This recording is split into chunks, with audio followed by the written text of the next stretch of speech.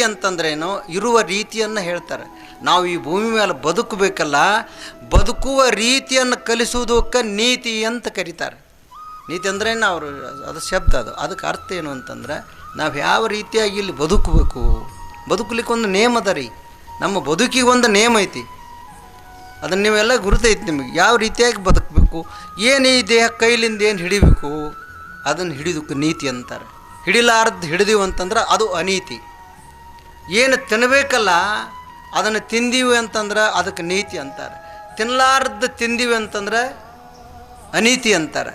ಏನು ಕುಡಿಬೇಕಲ್ಲ ಅದನ್ನು ಕುಡಿದೀವಿ ಅಂತಂದ್ರೆ ಅದಕ್ಕೇನಂತಾರು, ನೀತಿ ಅಂತಾರೆ. ಕುಡಿಲಾರ್ದು ಕುಡಿದೀವಿ ಅಂತಂದ್ರೆ ಅನೀತಿ. ಏನು ಮುಟ್ಟಬೇಕಲ್ಲ ಅದನ್ನು ಮುಟ್ಟಿದೀವಿ ಅಂತಂದ್ರೆ ಅದಕ್ಕೆ ನೀತಿ. ಮುಟ್ಟಲಾರದ್ದು ಮುಟ್ಟಿದೀವಿ ಅಂತಂದ್ರೆ ಇವು 5 ಅದಾವ್ರಿ. ಅವು ಮುಟ್ಟು ಒಂದಿಷ್ಟು ಅದಾವು, ನೋಡು ಒಂದಿಷ್ಟು ಅದಾವು, ಹೌದಲ್ರಿ. ತಿನ್ನೋದು ಅವು ಪಂಚ ಅದಾವಲ್ಲ, ಅವು ಪಂಚ ಜ್ಞಾನೇಂದ್ರಿಯಗಳು, ಪಂಚ ವಿಷಯಗಳದಾವು. ಅವು ಏನು ನಾವು ಮಾಡಬೇಕಲ್ಲ ಅದಕ್ಕೆ ಆದ್ರೂ ಅಷ್ಟು ನಾವು ಅವಶ್ಯ ನಾವು ಬದುಕಲಿಕ್ಕೆ ಏನು ಬೇಕು ಅದನ್ನು ಮಾಡಿದೀವಿ ಅಂತಂದ್ರೆ ಅದಕ್ಕೆ ನೀತಿ ಅಂತ ಆತಾರೆ. ನಾವೇನು ಮಾಡೀವಿ, ನಾವು ಬದುಕಲಿಕ್ಕೆ ಅಷ್ಟೇ ಇಲ್ಲರಿ, ನಮ್ಮ 7 ತಿಳಿ ಮಂದಿ ಬದುಕಬೇಕು ರೀ ಮುಂದೆ.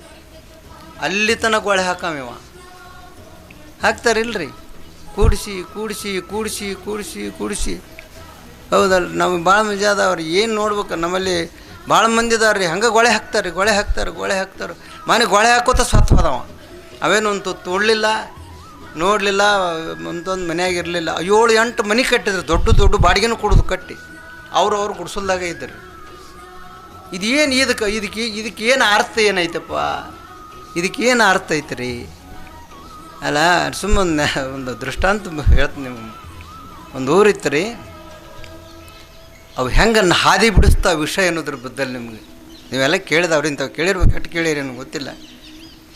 ಅದು ಊರಿತ್ತು. ಊರೊಳಗೆ ಒಬ್ಬ ರಾಜ ಇದ್ದ. ರಾಜರಂದ್ರೆ ಎಲ್ಲ ಇರ್ತದೆ ರೀ ಅವ್ರ ಹತ್ತಾರ, ಅಷ್ಟು ಭೋಗಗಳಿರ್ತಾವೆ, ಅವ್ರ ವೈಭವ ಇರ್ತದೆ ರೀ, ಅವ್ರಿಗೆ ಯಾವುದಕ್ಕೂ ಕೊರತಿರಂಗಿಲ್ಲ ಅಂತ ರಾಜ ಇದ್ದ. ಒಂದು ಇದು ಅದಕ್ಕೆ ಮ್ಯೂಸಿಯಂ ಕಟ್ಟಿಸಿದ. ಮ್ಯೂಸಿಯಂ ಅಂದರೆ ನೋಡು ವಸ್ತುಗಳನ್ನು ಅದರೊಳಗೆ ಇಟ್ಟು ನೋಡೋದು. ಅವ ಭಾಳ ಶಾಣೆ ಇದ್ರಿ. ಅದು ದೊಡ್ಡ ಬಂಗ್ಲೆ ಕಟ್ಟಿ ಅದಕ್ಕೆ 5 ಬಾಗಿಲು ಹಚ್ಚಿದ. ಒಳಗೆಲ್ಲ ನೋಡು ವಸ್ತು ಇಟ್ಟ ಅದ್ರೊಳಗೆ. ಅವು 5 ಬಾಗಿಲಕ್ಕೆ 5 ವಸ್ತುಗಳನ್ನು ಇಟ್ಟವ. 5 ಜನರನ್ನು ದ್ವಾರಪಾಲಕರನ್ನು ನೇಮಿಸಿದ ಆ ಬಾಗಿಲ್ದಾಗ.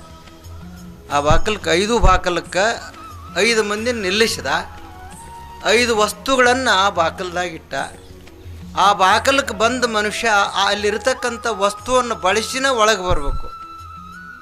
ನೀವು ಟಿಕೆಟ್ ತೊಗೊಂಡು ಒಳಗೆ ಹೋಗಂಗಲ್ಲ, ನೀವು ಹಂಗೆ ಮಾಡಿದ್ದವ. ಅವು 5 ಬಾಗಿಲಕ್ಕೆ 5 ಜನರನ್ನು ನಿಲ್ಲಿಸಿ ಅಲ್ಲಿ 5 ವಸ್ತುಗಳನ್ನಿಟ್ಟ ಅದನ್ನು ತಗೊಂಡ ಒಳಗೆ ಬರಬೇಕು. ಈಗ ಒಬ್ಬ ಮನುಷ್ಯ ಇದ್ದ, ಆಮೇಲೆ ನಿಮ್ಗೆ ಹೇಳ್ತಾನೆ, ಅವನು ಚಲೋ ಸಾತ್ವಿಕ. ಎಲ್ಲರೂ ಬಂದು ಅವ್ರಿಗೆ ಅದನ್ನು ಹಂಗೆ ಮಾಡೋರು ಹೆಚ್ಚದಾರ್ರಿ. ಟಿಕೆಟ್ ತೊಗೊಂಡು ಒಳಗೆ ಹಂಗೆ ಹಂಗೆ ಸಿಗ್ತೈತೆ ಅಂದ್ರೆ ಹೊಡಿ ಮಂದಿರ ಅಗಡೆ ಐತೆ.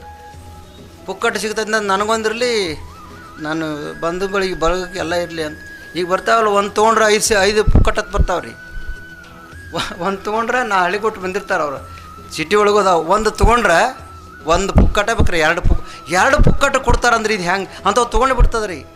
ಮಂದಿ ಅಂಥವು ಅಂದ್ರೆ ಭಾಳ ಅವಸರಲ್ಲೇ ತೊಗೋತಾರೆ. ಅದು ಏನೈತೆ ಅನ್ನೋದು ಜ್ಞಾನ ಇರೋದಿಲ್ಲ. ಅವರೆಲ್ಲ ಬಂದು ಹೋಗ್ತಿದ್ರು. ಅವ್ನು ಗೊತ್ತಾಯ್ತು, ಅವನು ಬುದ್ಧಿವಂತಿದ್ದ, ಅವನು ಅಷ್ಟೆ. ಪಕ್ಕ ಬುದ್ಧಿವನಿದ್ದಿಲ್ಲ, ಅರ್ಧೊಟ್ಟು ಬುದ್ಧಿವಂತ ರೀ. ಬಂದು ನೋಡ್ದ. ಅಲ್ಲಿ ಒಂದು ಬಾಕಲ್ಗೆ ಬಂದಾಗ ಅದು ತಿನ್ನೋ ವಸ್ತು ಇತ್ತು ರೀ. ಅದು ಎಂಥ ವಸ್ತು ಅಂದ್ರೆ ತಿನ್ನಬಾರದ ವಸ್ತು ಇತ್ತು. ತಿನ್ನಬಾರದ ವಸ್ತು ಇತ್ತು. ಅಲ್ಲಿ ಹೋದ, ಅದು ಒಳಗೆ ಬಿಡು ಅಂತಂದ. ಅದನ್ನು ತಿಂದರೆ ಬಿಡ್ತಾನಂದ ಬಾಕಲಕ್ಕ. ಅವಂದವ ಎಂದೂ ಅಂತ ತಿಂದವ ಅಲ್ಲ. ಹೊಲಸು ತಿಂಬುವವನಿ ಹುಲಿ, ಆ ಬಸವಣ್ಣು ಹೇಳ್ತಾರಲ್ಲ, ಕೊಲ್ಲುವವನಿ ಮಾದಿಗ, ಆವೊಂದು ಕುಲವೇನು ಆವೊಂದರ ಕುಲವೇನು ಹೇಳಿಲ್ಲ.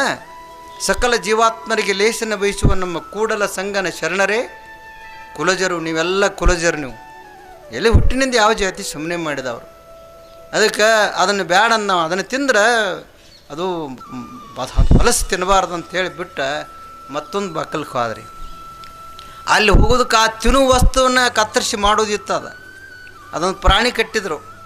ಅದನ್ನು ಕತ್ತರಿಸ್ರೆ ನೀನು ಒಳಗೆ ಬಿಡ್ತೀವಂತ ಅವ ಹೇಳಿದ. ಆ ಬಾಕಲ್ಗೆ ನಿಂತು ಮನುಷ್ಯ ಅವಂದ ಅದನ್ನು ತಿಂದಿಲ್ಲ ಅಂದ್ರೆ ಇಂಥ ಮಹಾಪಾಪ ಒಂದು ಪ್ರಾಣಿ ಹತ್ಯೆ ಮಾಡೋದು ಅಂತಂದ್ರೆ ಇದೇನು ಯಾವ ಕಾಲಕ್ಕೂ ನನಗೆ ಸಾಧ್ಯ ಇಲ್ಲ ಅಂತ ಅದನ್ನು ಬಿಟ್ಟು ಮುಂದಕ್ಕೆ ಹೋದವ. ಮುಂದಕ್ಕೆ ಹೋಗೋದ್ರೊಳಗೆ ರೊಕ್ಕಿದ್ದು ದುಡ್ಡಿತ್ತು ರೀ ಅಲ್ಲಿ. ಹಣ ಎಷ್ಟು ಬೇಕಲ್ಲ ಅಷ್ಟು ಸುರಿವಿದ್ರು ಅವ್ರು ಚೀಲ್ದಾಗ ಹಿಂಗೆ ಹಾಕಿ ಅದ್ರಾಗಿ ನಿನಗೆ ಬೇಕಾದಷ್ಟು ರೊಕ್ಕ ತೊಗೊಂಡು ಒಳಗೆ ಹೋಗಂದ್ರು. ಅಕಸ್ಮಾತ್ ನಮ್ಮತ್ತ ಅವ್ರಿಗೆ ಸಿಕ್ಕರೆ ಬಿಟ್ಟಿವನ್ರಿ ಆಕೈತೆ ಅಂತೀರಿ ನೀವು. ಮೈನವ್ವ ನಾವು ಅಲ್ಲಿ ಅದನ್ನೇ ಸನೇ ಅದ ರೀ. ಅಲ್ಲಿ ನಾ ಬಜಾರಿ ಅದಕ್ಕೂ ಹೋಗಿನಿ, ಗಾಡ್ಯಾಗ ಕೂತೀನಿ. ಒಬ್ಬಂದು ಅವ ಬಂದು ಇಂಥ 70 ವರ್ಷದ ಮುದುಕನ ಕಿಶನ್ ಒಂದು ಹಿಂಗೆ ನೋಟ್ ತಕ್ಕೋತಿದ್ದವ. ನೋಟ್ ತಕ್ಕೊಂಡು ಆ ತಕ್ಕೊಳಗೆ 10 ರೂಪಾಯಿ ಬಿತ್ತರಿ. ಆ ಹಿಂದೆ ಮತ್ತೊಬ್ಬ ಬೆನ್ನತ್ತಿದ್ದ, ಅದ್ರ ಮೇಲೆ ಕಾಲಿಟ್ಕೊಂಡು ನಿಂತವ. ಅವ ಮುಂದೆ ಆದವ ಇವ ಅದ್ರ ಮೇಲೆ ಕಾಲಿಟ್ಕೊಂಡು ನಿಂತ. ಅದು ಬಳವತ್ತ ನಿಂತ್ರಿ. ಅಲ್ಲಿ ನಮ್ದು ಗಾಡಿ ಅಡ್ಡ ಸಣ್ಣ ಕಾರ್ ಐತಿರಿ, ಅದನ್ನು ತರಬಿದ್ದು ನಾವು. ಅದು ಹೋಗಕ್ಕೆ ತೊಂದರೆ ಆಯ್ತು. ಅವ ಇಟ್ಟಿದ್ದ ನಾವು ಅದಕ್ಕೆ ಅವಾಗ ಹೇಳಿ ಅಲ್ಲಿ ಸರಿ ಅಜ್ಜ ಅದನ್ನು ತೆಗಿ ಅಂತಂದ. ಅವ ಮಾತಾಡಿಲ್ಲಲ್ರಿ, ಅವ ಸುಮ್ಮನೆ ಇತ್ತವ. ಅಂದ್ರೆ ಯಾರು ಇಲ್ದಾಗ ತೊಗೋಬೇಕತ್ತ ಅವ್ನು ತಲೆಗಿತ್ತದ, ಯಾರೇ ನೋಡಬಾರ್ದಲ್ಲ ಅದನ್ನು ಬೈಕ್ ತೊಗೊಳಾಗ. ಎಷ್ಟು ಕೆಟ್ಟೈತಿ ಮನಸ್ಸು ನಿಮ್ಗೆ ಹೇಳ್ತಾನೆ. ಅವ ಅದನ್ನು ಯಾಕೆ ನಿಂತದಿ, ಆ ರೊಕ್ಕ ಇಟ್ಟದಿ ಕಾಲ ತಕ್ಕೋ ಅನ್ನ. ನೀನು ನೋಡಿದೆ ನನ್ನವ, ನೀನು ನೋಡಿ ನೀ ಕಾಲಿಡಾಗ ಒಂದು ಬಿತ್ತು ನಾನು ನೋಡೀನಿ. ಅದಕ್ಕಂತ ನೀವ ತಗೋರಿ ಅಂದವ. ನಿನ್ನ ಅರ್ಧ ತಾಸು ನಿಂದಿಸಿ ನಾನು ತಲುಪಿಸೈತಿ. ಅವ್ನು ರೊಕ್ಕ ತೊಗೊಂಡಿದ್ರೆ ನಾ ಕಾಯಂ ಇಲ್ಲೇ ಇರೋದಾಕತಿ, ಬ್ಯಾಡಪ್ಪ ನೀನು ತೊಗೊಂಡು ಹೋಗ್ತೇಳಿ ನೀವು. ಹಿಂಗೆ ಒಂದು ಸಣ್ಣ 10 ರೂಪಾಯಿ ನೋಟ್ ಈ ವೃತ್ತಿ ಮಾಡ್ತೈತಿ ಅಂತಂದ್ರೆ ಲಕ್ಷ ಕೋಟಿ ಸಿಗುತ್ತೈತಿ ಅಂದ್ರೆ ಬಿಡಬೇಡ್ರಿ. ಅದಕ್ಕೆ ಆದವ ನೋಡ್ದ. ಅವ ಸ್ವಲ್ಪ ಶಾಸ್ತ್ರದ ಬಲ್ಲಾವಿದ್ರಿ. ಪರದ್ರವ್ಯವನ್ನು ಮುಟ್ಟಬಾರದು, ಅವೆಲ್ಲ ಮುಟ್ಲಾರದ್ದು, ನಾ ಮುಟ್ಟಂಗಿಲ್ಲ ಅಂತಂದ. ಮೇಡದ್ರೆ ಹೋಗಂತಂದ್ರು ಅವ್ರು. ಮೇಡದ್ರೆ ಅದನ್ನು ತೊಗೊಂಡು ನಮ್ಮ ರಾಜರ ಒಳಗೆ ಹೋಗೋದಂತ ಇಟ್ಟಾರಂತಂದಾಗ ಅದನ್ನು ಬಿಟ್ಟ ಮತ್ತು ಮುಂದಕ್ಕೆ ಹೋದ. ಅಲ್ಲೊಂದು ವಿಷಯ ಇತ್ತು, ಮುಟ್ಟು ವಿಷಯ. ಅವಂದವ ಅದನ್ನು ಮುಟ್ಟಿದ್ರೆ ಮಹಾಪಾಪ ಬ್ಯಾಡ ಅಂತಂದ. 4 ವಸ್ತು ಬಿಟ್ರಿ. ಅದು ಮತ್ತೊಂದು ಬಾಗಿಲಿಗೆ ಹೋದ, 5ನೇದ್ದು. ಅದು ತೊಗೊಳೋದಿತ್ತು ರೀ, ಕುಡಿಯೋದಿತ್ತು. ಅದು ಅವಂದವ ಇಷ್ಟು ನೀವು 4 ಅವು ಸುಮಾರು ಅಂತ ಎಲ್ಲ ಬಿಟ್ಟನಿ, 5ನೇದು ಇದೇನ ದ್ವಾಡದಲ್ಲ ಬರೀ ನೀರಿನಿಂದ ಮಾಡಿರ್ತಾರಂತಂದ. ನೀರದು ಮಾಡಿ ಅದರ ಏನೋ ಹಾಕಿ ಅವ್ರಿಗೆ ಜ್ಞಾನ ಇತ್ತು ರೀ. ಅವಾಗ ಅದ್ರದ್ದು ಗೊತ್ತಿತ್ತು ಮಾಡೋದು. ಅದು ಕುಡಿಯೋವ್ರಿಗೆ ಗೊತ್ತಿತ್ತು. ನೀವೇನೇ ಅದ್ರಿಗೆ ಗೊತ್ತಿಲ್ಲ ರೀ ಯಾರು ನೀವಂದಂಥ ಮಂದಿನೂ ಅಲ್ಲಿ ಇಲ್ಲಿ ಯಾರು ಚಗಡ್ಮಿ ಯಾರು ಅದು ಅವ್ರು ನಗ್ತಾರ ನೋಡಿ. ಅವ್ರದ್ದು ಏನೋ ಐತೆ ಅದು ನಗ್ತಾರಂದ್ರೆ ಗೊತ್ತಿರ್ಬೇಕು, ಅವ್ರಿಗೆ ಗೊತ್ತಿಕ್ಕರ ಏನಿರ್ತೈತಿ ಗೊತ್ತಿಲ್ಲ. ಅವಾಗ ಅನ್ನವ ಆ ಕಡೆ ನೋಡಿದೆ. ಅವ್ನ ಪರಿಚಯದವ್ರು ಯಾರು ಇದ್ದಿದ್ದಿಲ್ಲ ರೀ. ಅದು ಅವ್ನು ನಿಂತೇ ಇದ್ದ. ಅವ್ನು ತೊಗೊಂಡು ಅವಾಗ ಅದನ್ನು ಕೊಟ್ಟರು, ತೊಗೊಂಡು ಕುಡಿದ್ರಿ. ಒಮ್ಮೆ ಕುಡ್ದ ಮತ್ತಷ್ಟು ಕುಡಿಬೇಕು ಅನಿಸ್ತು. ಅದು ಕುಡಿದ ಮೇಲೆ ಅದ್ರ ಮಗ್ಗಲ್ದಾಗ ಏನೋ ಇಟ್ಟಿರ್ತಾರೆ ಅವ್ರು, ಅದು ಏನೋ ತಿಂತಾರೆ.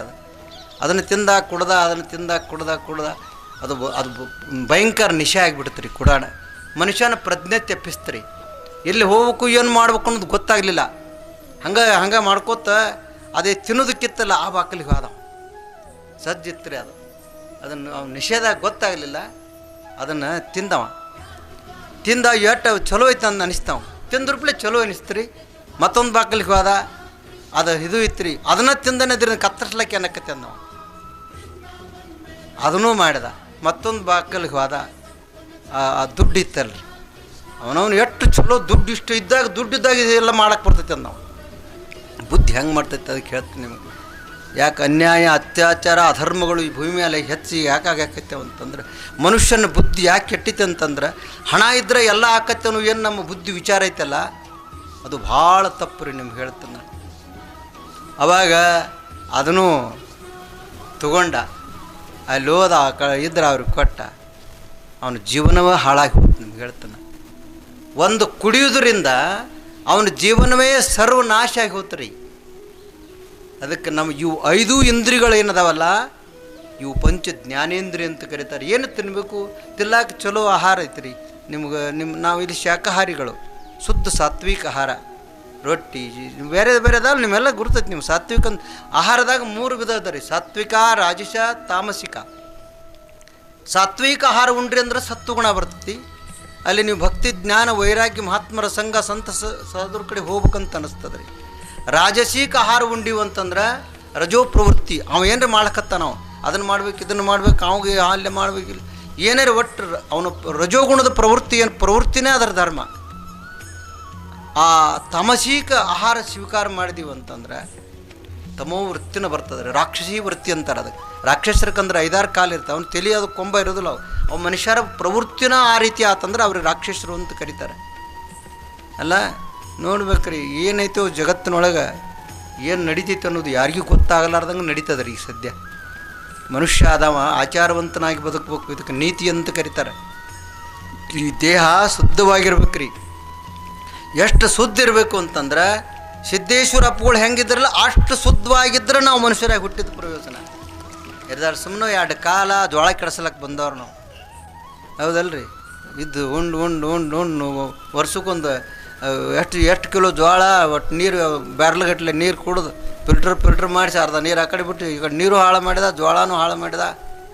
ಏನು ಮಾಡಿದ್ರಿ ನೀವು ಬಂದ ಏನು ಮಾಡಿದ್ವಿಪ್ಪ ನಾವು?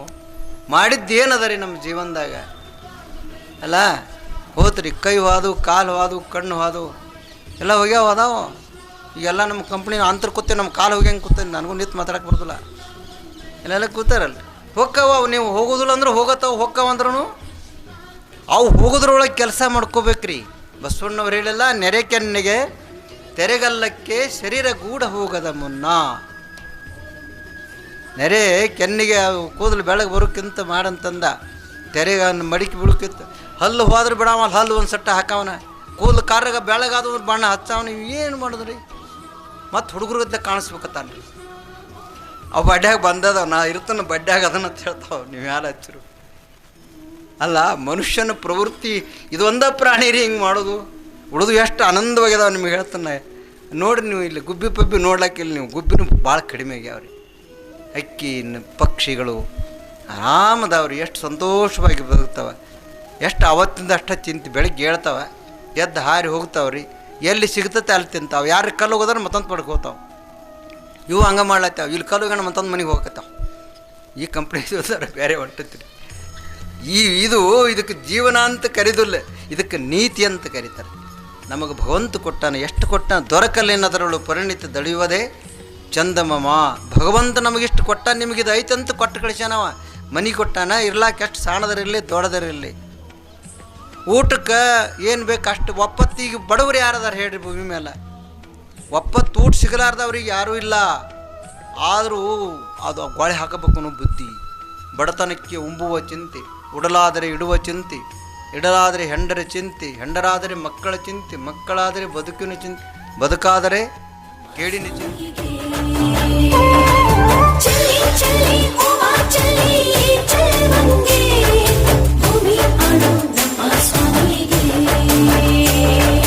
ರಾಮ ಶ್ರೀರಾಮ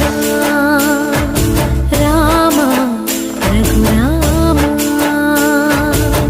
ನಿನ್ನನ್ನು ನೋಡಿದರೆ ಸಾಕಯ್ಯ, ಸ್ವರ್ಗವೇ ಭೂಮಿಗೆ ಬಂದ ಹಾಗಯ್ಯ.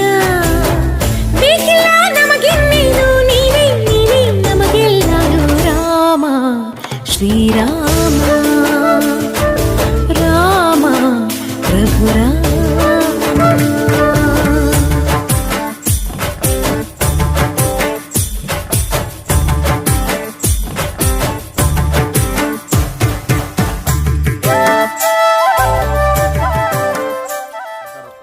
ಎಲ್ಲ ವ್ಯಾಪಾರಸ್ಥರ ಪಟ್ಟಿಗೊಳೆ ಮಾಡಿ ಕೊಟ್ಟಿದ್ದು ಮರತಿ. ಎಲ್ಲರಿಗೂ ಒಂದು ವಿಷಯ ಹೇಳ್ತಾನು, ಯಾರ ತಪ್ಪು ತಿಳ್ಕೊಬೇಡ್ರಿ. ಊರಾಗ ಒಂದು ಯಾವ್ದೋ ಸಮಾಜ ಕಾರ್ಯ ಆಗ್ಬೇಕಾದ್ರು ನಾವೆಲ್ಲ ವ್ಯಾಪಾರಸ್ಥರ ಸೇರೆ ಪಟ್ಟಿ ಕೊಡ್ತೀವಿ. ಊರಾಗ ಒಂದ್ ಯಾವ್ದೋ ಗುಡಿ ಗುಂಡಾರ ಆಗ್ಬೇಕಾದ್ರು ಎಲ್ಲ ವ್ಯಾಪಾರಸ್ಥರ ಸೇರೆ ನಿಮ್ಗೆಲ್ಲ ಪಟ್ಟಿ ಕೊಡ್ತೀವಿ. ಮತ್ತ ಉದ್ರಿ ತನ ನಮ್ಮ ವ್ಯಾಪಾರಸ್ಥರ ಕಡೆ ಬಂದ ರೊಕ್ಕ ಇದ್ದಾಗ ಆನ್ಲೈನ್ ಶಾಪಿಂಗ್ ಮಾಡ್ತೀರಿ. ನೀವೆಲ್ಲ ರೊಕ್ಕ ಬೇಡಾಕ್ ಹೆಂಗ ಸ್ವತಃ ಮಾಡಿ ಬರ್ತೀರಿ, ಹಂಗ ನಮ್ಮ ಊರಿನ ವ್ಯಾಪಾರಸ್ಥರು ಬೆಳಿಲಿ ಅಂತೇಳಿ ನೀವೆಲ್ಲರೂ ವ್ಯಾಪಾರ ಮಾಡಕ್ಕೂ ಹಿಂಗ ಬರ್ಬೇಕು. ಅಂಗಡಿ ಬಾಡಿಗೆ, ಲೈಟ್ ಬಿಲ್, ಟ್ರಾನ್ಸ್ಪೋರ್ಟ್ ಖರ್ಚ ಯಾವ್ದೂ ಹೊಂಟಲ್ದ ನಮ್ಮ ಊರಾಗ 100 ಅಂಗಡಿ ಬಂದ್ ಬಿದ್ದು. ಎಷ್ಟೋ ವ್ಯಾಪಾರಸ್ಥರ ಸಾಲಗಾರರಾಗಿ ರೋಡಿಗೆ ಬಂದ್ರು, ಎಷ್ಟೋ ಕುಟುಂಬಗಳು ಬೀದಿಗೆ ಬಂದು. ಅಷ್ಟಾದ್ರೂ ಇರ್ಲಿ, ನಮ್ಮೂರಾಗ ಗಣಪತಿ ಮಹಾಪ್ರಸಾದ್ ಮಾಡತ್ತೀರಿ, ಒಯ್ಯಿರಿ. ಇನ್ ಮುಂದ್ರೆ ಆನ್ಲೈನ್ ಶಾಪಿಂಗ್ ಬಿಟ್ಟ ನಮ್ಮಂತ ವ್ಯಾಪಾರಸ್ಥರ ಕಡೆ ವ್ಯಾಪಾರ ಮಾಡ್ರಿ. ನಮಸ್ಕಾರ. ದೋಸ್ತ ಅವ್ರು ಹೇಳುದ ಎಷ್ಟು ಕರಿ ಐತಿ. ನಾವು ರೊಕ್ಕ ಇದ್ದಾಗ ಆನ್ಲೈನ್ ಶಾಪಿಂಗ್ ಮಾಡ್ತೇವು, ಉದುರಿ ಅನ್ನ ನಮ್ಮ ಅಂಗಡಿಯವ್ರ ಕಡೆ ಬರ್ತೇವು. ಇನ್ನ ನಮ್ಮ ಊರವ್ರ ಕಡೆ ನಾವ್ ವ್ಯಾಪಾರ ಮಾಡ್ರ ಅವರು ಬೆಳಿತಾರು, ನಮ್ಮನ್ನು ಬೆಳೆಸ್ತಾರು. ಅದಕ್ಕ ನಮ್ಮ ಊರವ್ರ ಕಡೆ ನಾವ್ ವ್ಯಾಪಾರ ಮಾಡ್ರಿ, ನಮ್ಮ ಊರನವ್ರ ಬೆಳೆಸ್ರಿ. ಗಣೇಶ್ ಗಣೇಶ್